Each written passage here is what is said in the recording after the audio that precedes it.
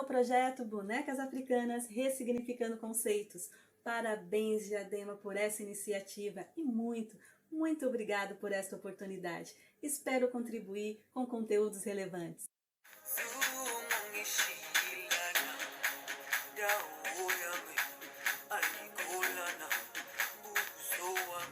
Hoje nós vamos usar sementes, qualquer tipo de semente, tá? E vamos usar também tranças de lã. Eu já deixei algumas prontas, mas são trancinhas normais.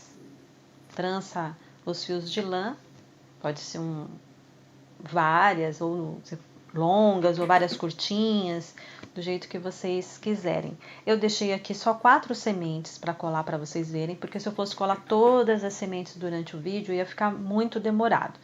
Então, eu já fui fazendo o processo anteriormente, mas deixei 4 sementes só para vocês verem que é muito simples. É uma gotinha de cola quente e põe a semente em cima e vai montando um mosaico, porque as sementes não é uma coisa uniforme. Então, vocês vão ali meio que juntando, fazendo ali o mosaico. Fica muito bonito.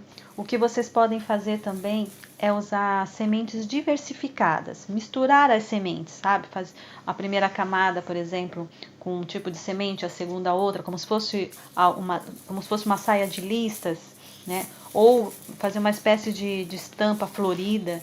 Então, usar sementes diversificadas cria um mosaico único, né? Fica muito bonito e que não dá para reproduzir outra, não tem como você fazer uma outra peça, então fica uma coisa única, dá um valor maior para sua peça e o resultado é belíssimo e surpreende até quem está fazendo, você não consegue imaginar como que ela vai ficar, então eu sugiro que façam isso. Eu aqui usei semente de cereja. Então, aqui em casa, todo mundo quando come frutas, seja qual for as sementes, ficam sempre guardadas, aí coloca no sol, ela fica bem sequinha, né? Quer dizer, limpa primeiro ela, né? Lava bem direitinho a semente, aí coloca no sol deixa ela secar bem, porque senão se você guarda ela úmida, fica mofada, aí não é legal. Então, deixa no sol, espera secar bem, aí coloca num saquinho, guarda e pode usar, é tranquilo, não dá bichinho, nada, né? Para proteger, inclusive, se quiser fazer que cola com a cola quente, e se quiser que tenha uma durabilidade maior, que ela não solte, por exemplo, passa uma camada de cola ou verniz spray, também faz com que ela dure bastante. Mas só de fazer do jeito que a gente está fazendo aqui, você já tem um resultado bem bacana. Aqui eu estou usando a folha de seda, que já foi usado em outras estruturas, vocês já viram, então é bem facinho. É uma tirinha de papel, na largura que vocês quiserem. Quer fazer com a manga comprida, vai fazer uma tirinha mais larga. Quer uma manga mais curtinha, uma tirinha mais estreitinha, tá? Então ali vai só uma gotinha de cola na lateralzinha ali para fazer a manguinha. Na cinturinha vai amassar o papel, né? A folha de seda é muito maleável, né? Um material bom de trabalhar, porque vocês vão moldando ali já na própria estrutura, deixando no formato que vocês querem. Podem fazer como eu estou fazendo aqui, com cores diferentes, de um lado para o outro. O africano ele gosta muito de cores, né? Então é interessante que vocês usem ou papéis com estampa ou colorido, sabe? Um lado azul, outro lado vermelho, porque o africano ele é muito alegre, ele gosta de cores vivas, ele é muito vivo, né? Eles são muito da música, do samba, da ginga, da alegria. Então, se vocês querem realmente trazer essa expressividade para a peça, é interessante que vocês tragam esse jogo de cores, né? Tragam essa alegria para a peça de vocês, não usar coisa muito opaca. Nada impede, né? Mas fica mais bonito, mais alegre a sua escultura se você usar cores vivas, vibrantes. Aqui a gente já tá, ó, quase terminando a outra manga. A parte demorada é só a de colar a semente, porque depois é bem rapidinho. Aqui, aliás, eu estou usando a folha de seda, mas vocês podem usar outro tipo de material para fazer a blusinha. Pode ser tecido, pode ser uma roupinha que vocês já tenham, por exemplo, de lã, tem a roupinha de boneca, né? Jogou a boneca fora, tá velha, quer usar aquela roupinha, pode ser colocada também. tá? Aqui são só sugestões, principalmente porque eu gosto de trabalhar com o reciclado. Mas não deixa de ser reciclado se você ia jogar a roupinha da boneca em qualquer canto aí da natureza, você vai e coloca ali na sua estrutura. Dá uma utilidade nova para ela. Então aqui, ó, como sempre, uma tirinha, que pode ser de papel, pode ser de plástico. Aqui eu usei uma tirinha de tecido. Bem simplesinho, dá um nozinho.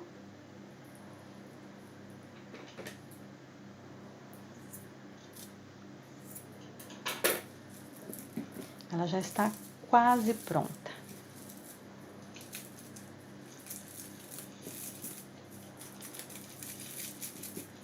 Tá vendo? Aqui você vai ajeitando conforme o seu gosto. O papel alumínio também dá para trabalhar dessa forma. É um material gostoso também, bem maleável, bem facinho de trabalhar. Principalmente para começar, eu sugiro que trabalhe com uma folha de seda ou papel alumínio, até ir pegando o jeito de fazer as roupinhas, o jeito de fazer a estrutura. E como vamos fazer as tranças, hoje a nossa estrutura é com tranças, o nosso tema de hoje vai ser a importância das tranças. As tranças africanas é uma forma de trança que tem raízes culturais muito significativas para homens e mulheres de descendência africana. As tranças africanas foram criadas como um indicador cultural para as tribos. Diferentes estilos podem indicar idade, estado civil, laços de parentesco entre aldeias. A habilidade de trançar foi transmitida de geração em geração ao longo e milhares de anos. Essa forma de trançar viajou para fora da África durante o período de escravidão. As tranças permitiram que os escravos mantivessem uma forma de identidade cultural, afirmando sua independência de forma muito sutil, e foi usada com muita sutileza pelos negros que conseguiram se comunicar e se unir para poder conquistar a sua liberdade. Isso mesmo, conquistar a sua liberdade, pois foram anos de luta e muito sangue negro derramado para que a Lei Áurea fosse assinada. Assim sendo, enquanto criavam estratégias para poder ganhar a sua liberdade, as tranças tiveram um papel muito importante, pois além de manter uma identidade cultural, esta linguagem que os uniu permitiu que dessa forma, com muita sutileza, criassem mapas e rotas de fuga, expressas nas cabeças africanas que desfilavam para lá e para cá, indicando o caminho. Mais uma prova de que os negros não eram uma raça inferior, mas extremamente inteligente, perseverantes, resilientes, povo guerreiro, que sabia construir possibilidades, criar estratégia, saber o tempo certo de agir.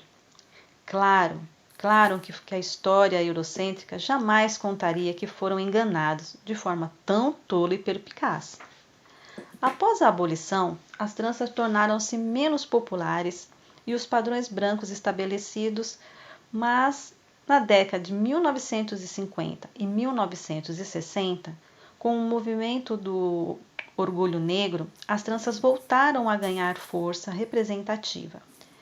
A simbologia não se relaciona com o significado cultural específico, como era naquela época, mas as tranças traz novamente uma unidade, uma identidade afro, assim como os turbantes, que muitas vezes são vistos com preconceitos, mas os turbantes é um artefato que religa a cultura afro-brasileira, provocando um empoderamento cultural, um desbranqueamento dos padrões estéticos do Brasil, é uma resistência e enfrentamento ao racismo, porque a partir do momento que você volta a utilizar, a se empoderar, a aceitar a sua identidade, você se coloca na sociedade, né? Porque você tem que ser você mesmo.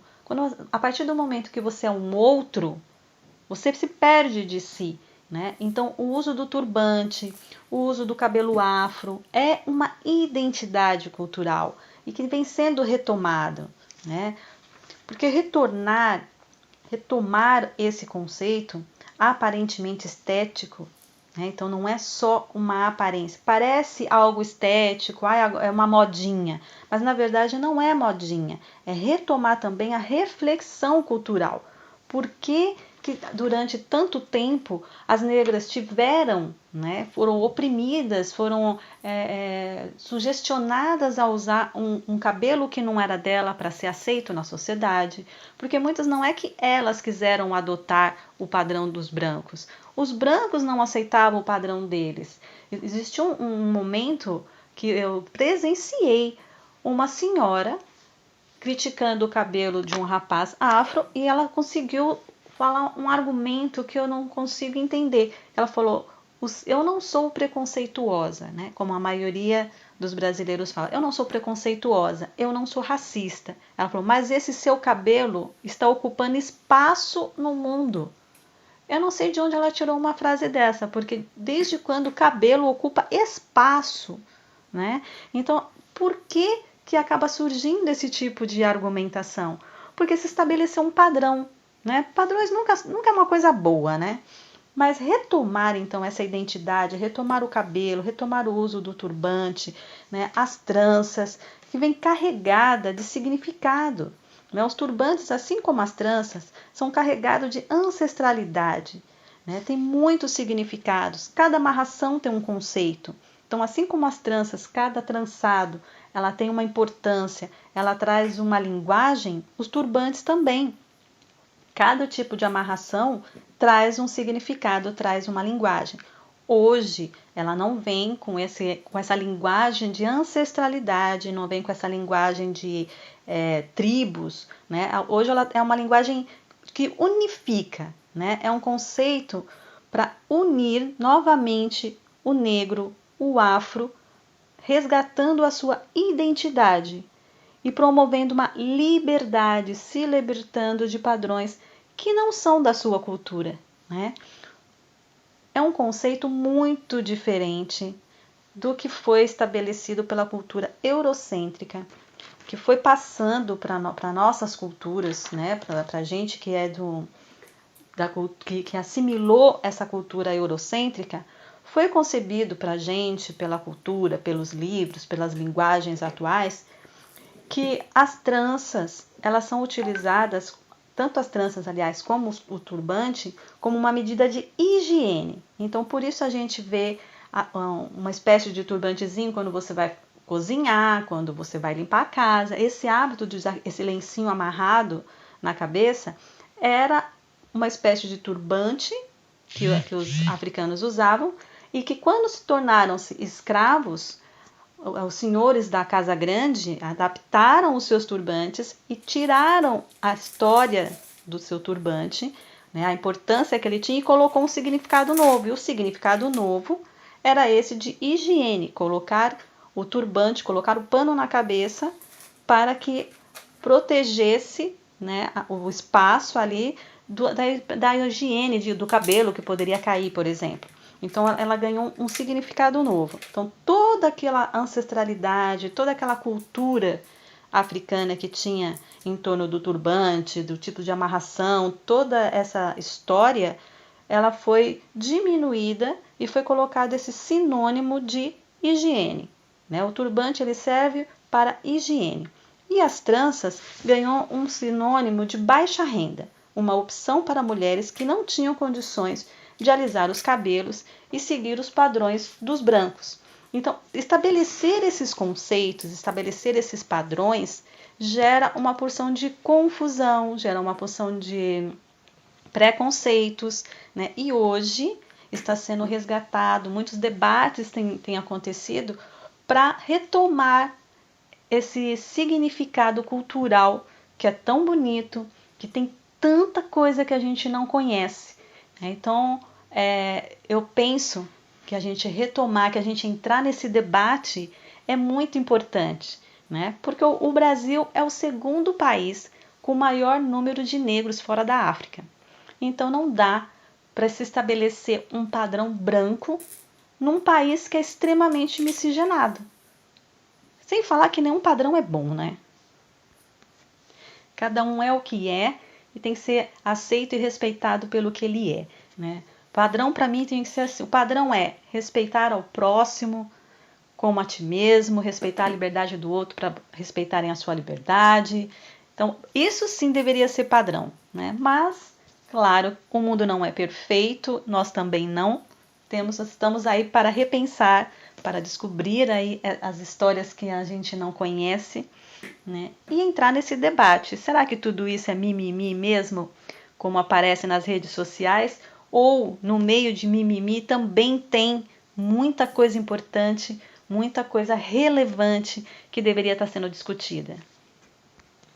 Eu penso que os turbantes e as tranças têm tanto significado, elas carregam tanto essa cultura, ela representa tanto essa cultura, que quando eu coloco aqui nas africaninhas o cabelo, a trança ou o turbante, automaticamente a escultura ganha essa identidade. Enquanto ela está ali só na saia, né, só pintadinha de preto, a gente eu particularmente percebo que a gente não tem não faz essa ligação.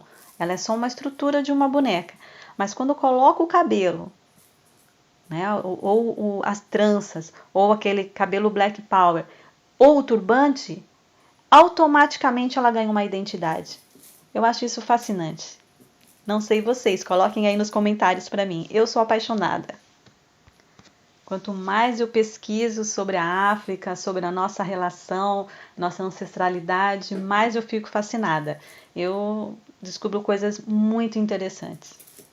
Espero que vocês também se interessem por esse tema, porque as descobertas são muito estimulativas, assim, ó, te estimula a procurar sempre mais. E a África é gigante, né? Então tem muita coisa para ver, tem muita história. É uma pesquisa infinita. Já estamos aqui finalizando a nossa africaninha de hoje. Hoje ela tá bem com bastante acessórios, né? Que essa tem brinquinho, essa tem um cestinho, não sei o que eu poderia dizer que ela está carregando ali, mas uma bacia, que é uma tampinha, né? Vocês viram que é uma tampinha. Vocês vão utilizando aí os materiais reciclados que vocês têm e dá para criar muitos objetos para elas segurarem. Ali poderia colocar florzinhas naquele potinho ou sementes para fazer que ela tá com uma bacia de sementes, também fica bem bonitinho. E a estrutura de hoje é essa. Espero que vocês tenham gostado e que façam, tirem fotos e mandem para mim. Hoje eu vou contar para vocês a história de Elvira, uma pernambucana, negra, filha de escravos libertos, moradora de Diadema por mais de 62 anos. Uma história fascinante que vai te surpreender. Elvira era a filha mais velha de 4 irmãos. Aos 8 anos de idade, perdeu a sua mãe. 2 anos depois, seu pai também veio a falecer. Elvira tinha apenas 10 anos de idade quando se viu responsável por cuidar de si e de seus irmãos. Abandonou a escola sem ao menos ter aprendido a escrever o seu nome. Foi trabalhar na roça, no corte de cana, em troca de um prato de comida. Comida essa que levava para casa para dividir com seus irmãos. Elvira contava com o coração doído o dia que trabalhou por horas e recebeu como pagamento uma laranja. Acreditem, o seu patrão foi capaz de lhe dar uma laranja de pagamento. Mas Elvira não se abalou.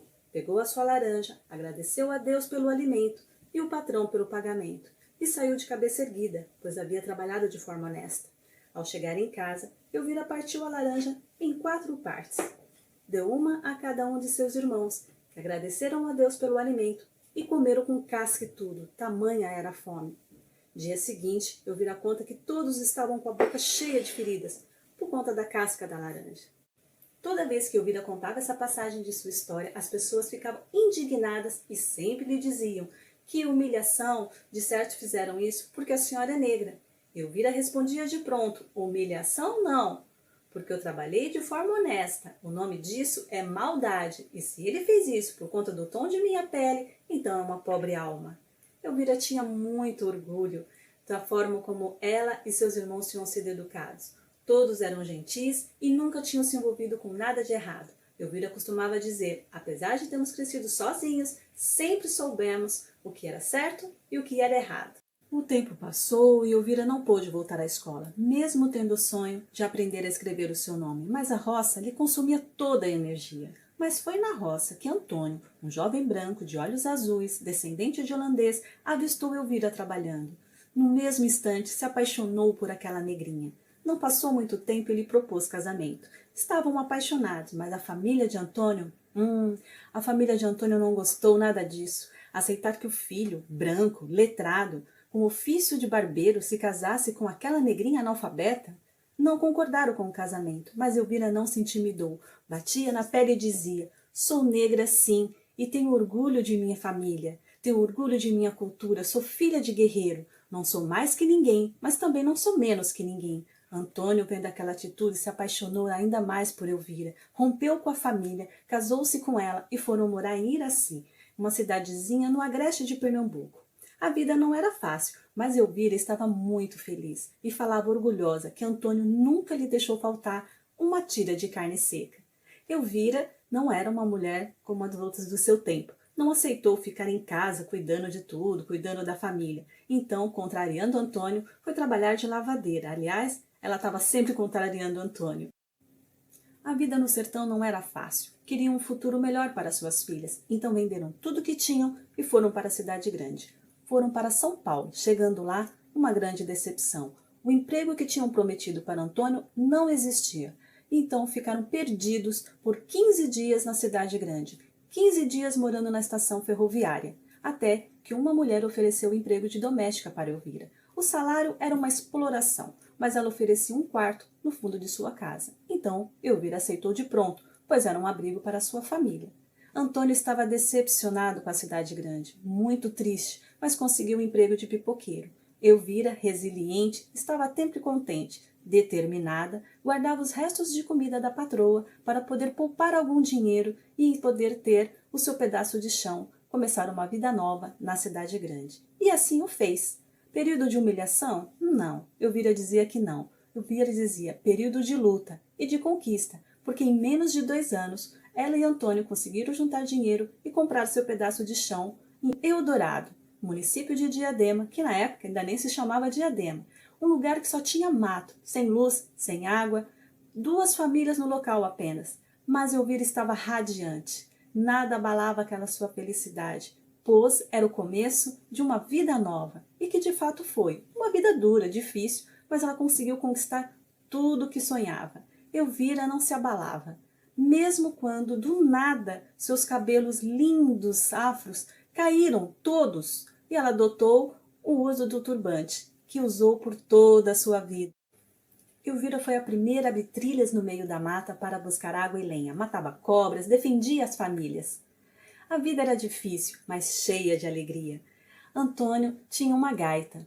Depois comprou uma sanfona. Elvira todos os finais de semana juntava as 3 famílias, dividia a pouca comida que tinha e distribuía a alegria. Encheu de esperança e de fé aquelas 2 famílias. Dizia que enquanto tivesse um pão duro em sua mesa, jamais ninguém passaria fome. E de fato, todos que iam à casa de Elvira, com toda a humildade que tinha, não saíam de lá sem um café e bolinho de chuva.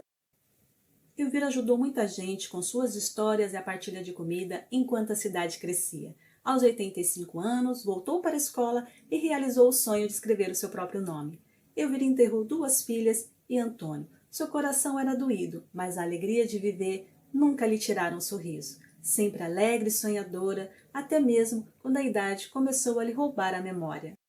Para lhe fazer companhia, Elvira arrumou um namorado imaginário, que descrevia como um negrão lindo, de sorriso cativante, muito educado e gentil, que lhe trazia flores todos os dias.